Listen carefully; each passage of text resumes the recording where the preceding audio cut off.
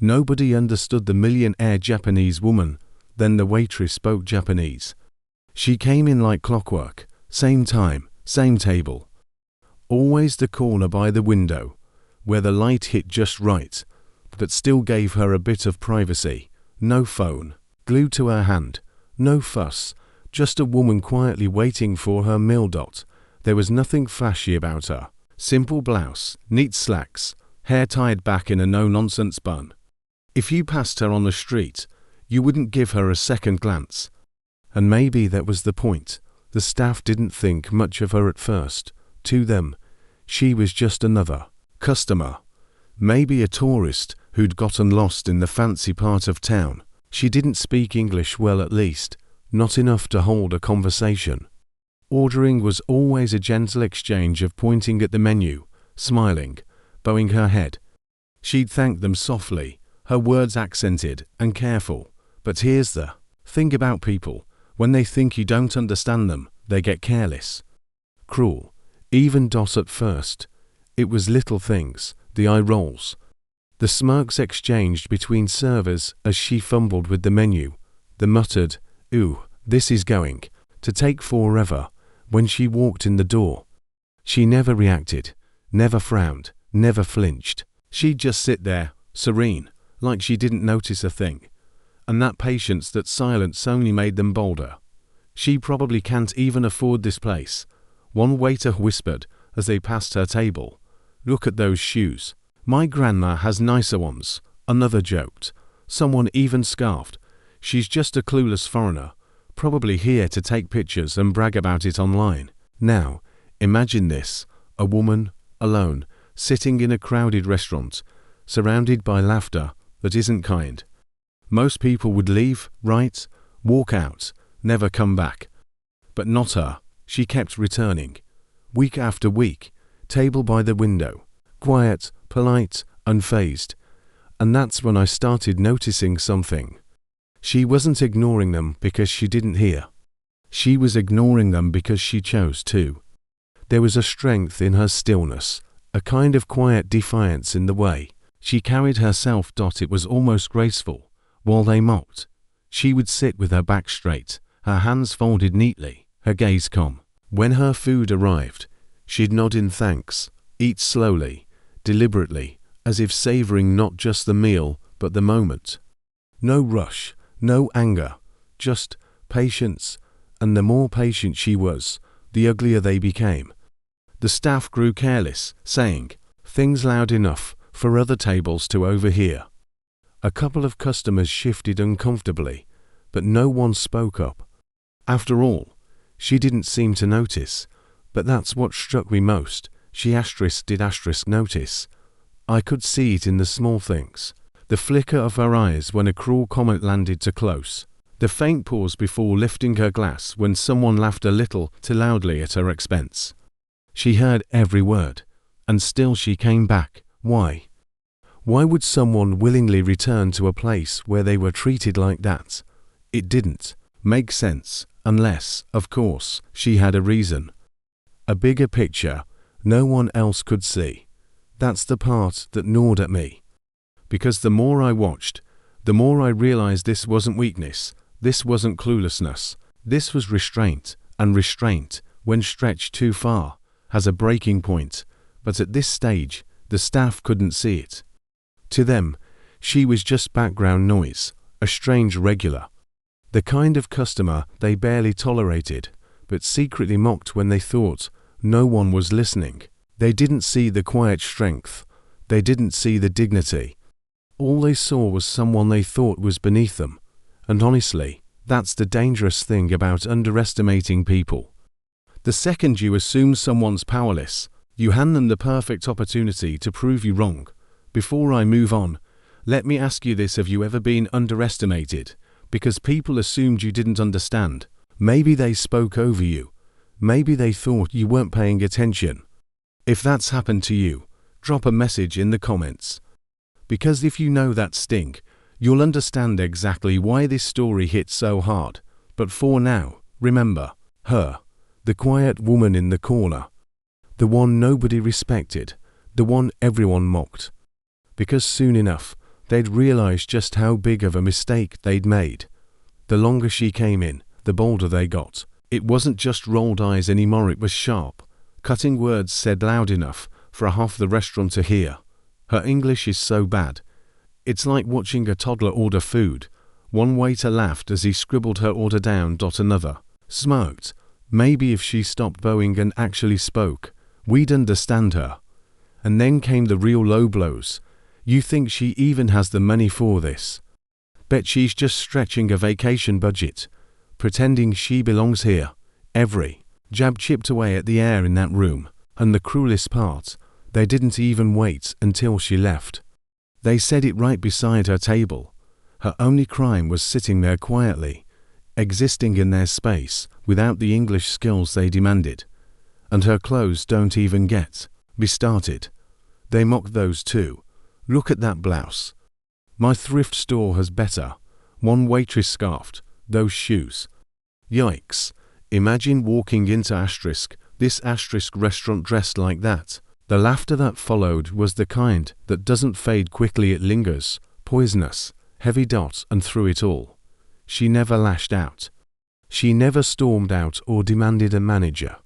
She just endured, a slight bow of her head, a faint smile that never reached her eyes.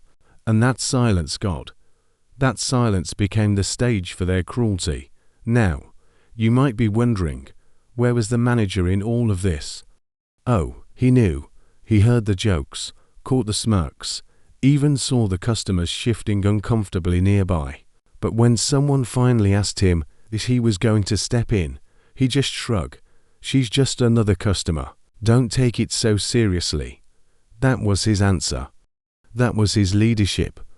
And the staff took that shrug as permission, no, as encouragement. Their cruelty grew sharper, their confidence stronger. Because if the boss didn't care, why should they? But here's the thing about groups. When everyone's focused on mocking the easy target, no one notices the quiet observer on the sidelines. There was one waitress, a new hire. She wasn't the loudest. She wasn't part of their little clique. She kept her head down, focused on her tables, and worked harder than most just to keep up. The others overlooked her, sometimes even dumped extra shifts on her, because they assumed she wouldn't push back. But unlike the rest, she watched. She noticed the way the woman's fingers tensed ever so slightly when the staff laughed. The way her eyes flickered, just enough to prove she understood more than they thought. She noticed the cruelty, and it bothered her more each day. Still, she kept her mouth shut. Why? Because she needed that job. Rent doesn't pay itself, and in that kind of workplace, speaking up meant painting a target on your back. But this waitress, this quiet observer, she carried a secret. Something no one else in that restaurant knew. She spoke Japanese. She hadn't said it out loud yet, hadn't revealed it. But every insult, every cruel word, every mocking laugh, she understood exactly what the woman must have felt. And it weighed on her. Because imagine being in her shoes. You know the cruelty is wrong. You know the woman deserves better. But you're standing in a room full of people who'd happily turn their knives on you next. So she stayed quiet for now. But that silence, it wasn't fear. It was calculation. She was waiting, watching, deciding when if to speak up. And all the while, the staff dug themselves deeper into the grave they didn't even realize they were building. Their arrogance blinded them, convinced them they could keep ridiculing her without consequence. They had no idea that the very person they ignored, the one they shoved extra shifts onto, held the key to their downfall. And as for the woman in the corner, her patience hadn't run out yet, but it would. So let me ask you, what would you have done if you were that waitress? Would you have stepped in and risked your job, or stayed quiet to keep the paycheck safe? Be honest. Drop your answer below. Because the choice she made, it turned that restaurant upside down. It all came to a head on a Friday night. The restaurant was packed, every table full, the clatter of silverware echoing against polished glass and tile. And there she was, same as always, sitting at her corner table, calm, patient, hands folded neatly in her lap as she waited for her order. But that night, the cruelty wasn't whispered, it was shouted. Seriously, does she even try to speak English? One waiter said loudly, stacking plates just a few feet away. Another laughed. She probably thinks she's fancy sitting here, but look at her, she's wearing the same blouse again. What is this? Her only nice outfit. The group chuckled, not even trying to lower their voices anymore. The air shifted. Other diners glanced over, uneasy, sensing the ugliness, but saying nothing. The manager was at the bar, pretending not to notice, and the woman, she sat still, eyes lowered, her expression unreadable. But you could see the faint tension in her shoulders. She heard it all. She always did. That's when it happened. The youngest waitress, the one who'd been silent all this time, stepped forward. She set a glass of water on the woman's table, leaned down slightly, and in flawless, melodic Japanese said, "Don't worry. I understand you. You're not alone." The room froze. The laughter died mid-breath. Forks hovered over plates. The waiters, still smirking, suddenly looked like they'd seen a ghost, because in that instant, the secret was out. The woman wasn't clueless. She wasn't deaf to their insults. She had understood every single cruel word they'd ever thrown her way.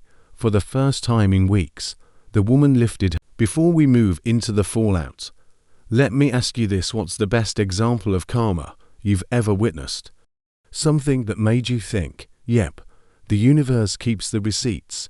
Drop your story below, because trust me, what's coming next makes karma look like an art form. Word spreads fast in a small city. Faster still when it's carried by someone with deep pockets and powerful friends. It didn't take long before Aiko's connections began to weave their way into the restaurant story. A casual conversation with a local food critic here. A phone call to a hospitality investor there. A few carefully placed words with industry insiders who owed her favors. And just like that, the whisper started. "Did you hear about that restaurant downtown?" The staff mocked a millionaire businesswoman right in front of her. Yeah, apparently she's connected to hotel chains. She could buy them out if she wanted. Imagine humiliating a customer like that. It's career suicide. The same way gossip once worked against Aiko, now it worked for her. The staff, who once mocked so freely, felt the shift almost immediately. Reservations started to dip.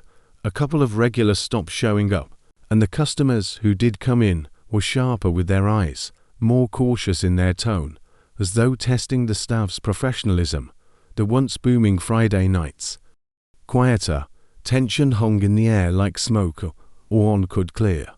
And the staff began to panic. Why is business so slow? Did someone leave a bad review? People keep asking if we're the restaurant that insulted the Japanese lady. What are we supposed to say? The cracks spread fast. The manager tried to cover it up. He told the staff to smile more and keep things professional, as if a coat of fresh paint could fix the rot underneath. But it was too little, too late. His shrugging indifference, the same attitude that had let the cruelty fester, now backfired spectacularly. Because here's the thing about arrogance, it's contagious. He had allowed it to grow, and now it was eating his business alive. Meanwhile, Aiko kept coming back. She still sat at her corner table, still ate her meals in calm silence. But this time, she wasn't alone. Sometimes she brought guest friends, in sharp suits, associates from overseas, even a journalist or two. Each time, the staff had to serve her with trembling hands, knowing that every move, every word, might be part of their undoing. And through it all, Mia, the quiet waitress who had broken the silence, was the only one spared. Aiko made sure of it. She tipped her generously, introduced her warmly to her guests, and treated her as an equal, not just an employee. To the others, Mia was invisible, but to Aiko, she was an ally. The irony was sharp. The waitress they'd all ignored was the one person guaranteed to walk away unharmed. The rest, not so lucky. Because as weeks went on, Reviews started popping up online. Not from Aiko herself, she didn't need to get her hands dirty, but from concerned diners who'd overheard the insults, from business associates who'd witnessed the treatment firsthand. Words like *unprofessional*, *disrespectful*, an *toxic environment* appeared again and again, and in the world of fine dining, reputation is everything. The manager tried spinning it, claiming misunderstandings, insisting the staff were just joking. But jokes don't cost you investors. Jokes don't make suppliers suddenly hesitant to attach their brand to your restaurant. The staff, once cocky and cruel, now worked in fear. Every customer felt like a test. Every interaction could be the one that ended up in another review, another whisper, another strike against their already sinking ship. And Aiko, she never raised her voice. Never once told them directly what she was doing. She just watched and waited. Because revenge doesn't always come as fire and fury. Sometimes it comes as silence and reputation to things you can't scrub clean. Once they stick, the restaurant's downfall wasn't an explosion. It was a slow bleed, a steady unraveling of arrogance until nothing was left but regret. And all the while, Mia remained untouched. In fact, she thrived. Customers noticed the way Aiko spoke warmly to her, and soon, they requested Mia as their server, trusting her where they didn't trust anyone else. The others avoided eye contact, skittered like shadows, and whispered in the back about who would get fired first, because by now, everyone knew it wasn't a question of if the fallout would hit. It was only a matter of when. And trust me, when it finally came, it was devastating. But let me turn this over to you for a second. Do you think the staff deserve to be fired outright or just humbled enough to learn their lesson? Vote in the poll on screen, because I want to see where you stand. Either way, one thing was certain. They had underestimated the wrong woman. And the reckoning was only just beginning. Got it? Here's Act 6. The master stroke approximately equals 650 words written tight, cinematic, and emotionally loaded, with that elegant, almost surgical flavor of revenge. The restaurant didn't collapse in a fiery explosion. No headlines screamed about scandal. Instead, the downfall arrived like winter slow, inevitable, and impossible to ignore. And when the time was right, Aiko made her move. See, what no one at the restaurant knew was that Aiko wasn't just a businesswoman. She was a strategist. She didn't throw tantrums or waste energy on petty fights. She calculated, she invested, and she played the long game better than anyone. One quiet Monday morning, while the staff stumbled through another slow shift, a letter arrived on crisp, embossed paper, the kind that didn't belong in a cluttered manager's office. The kind that smelled of authority. It was a notice. Ownership had changed hands. The restaurant had been bought out silently, discreetly, and the new majority shareholder was none other than the woman they had mocked, day after day. Without a second thought, the staff didn't believe it at first. They laughed nervously, like it was some kind of prank. But when Aiko walked in later that evening, papers in hand, and was greeted by the new legal team, reality settled like a stone in their throats. She didn't raise her voice, didn't smirk or gloat. She simply announced the truth. This place is mine now, and things will change. The silence that followed was thicker than the air before a storm. The toxic staff, who had once sneered at her, one by one, they were dismissed, not cruelly, not dramatically, just clean, professional cuts. Aiko had no interest in dragging them down publicly. Their shame would be private, but permanent. They'd carry it with them long after they walked out the door. And the manager, the man who had shrugged and ignored it all, he was the first to go, replaced by someone Aiko trusted. Someone who valued dignity over arrogance.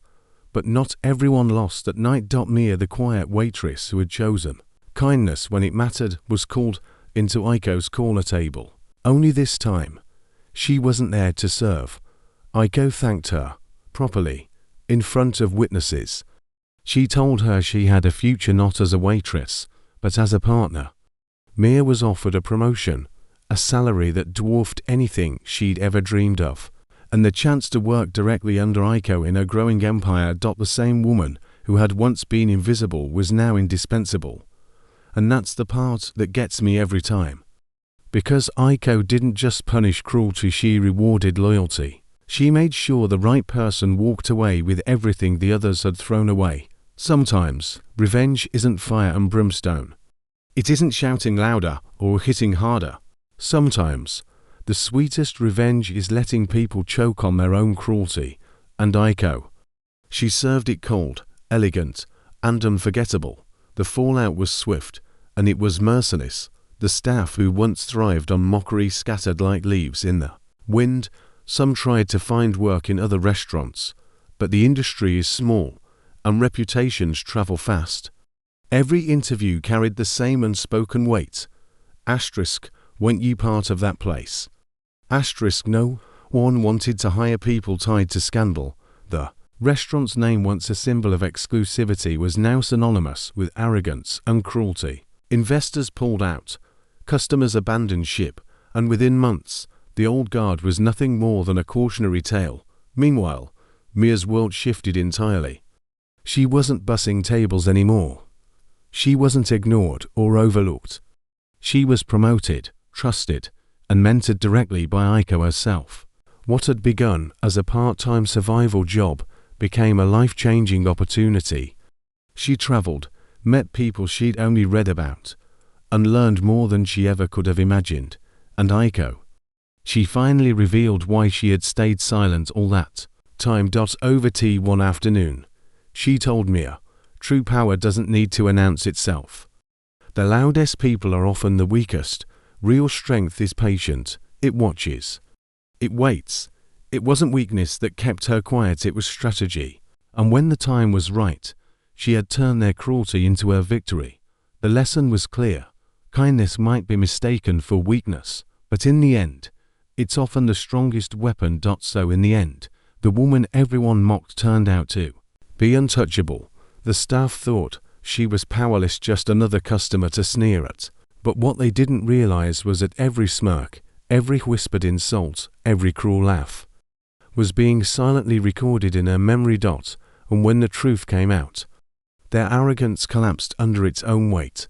The poetic justice couldn't have been clearer. The invisible woman revealed herself not only as powerful, but as the one who decided their fate. And the only person she lifted with her was the waitress who had chosen kindness when no one else would. Stories like this remind us that silence doesn't always mean weakness, and humility doesn't mean you're anyone's fool. Sometimes, it means you're strong enough to wait for the perfect moment, to let the truth do the work for you. And honestly, watching arrogance implode never gets old. If you love seeing justice served cold in this story, make sure to hit like, drop a comment, and subscribe. These stories take hours to write, narrate, and edit, and your support keeps them alive. Because trust me, there are plenty more tales where karma doesn't just knock. It kicks the door right off its hinges.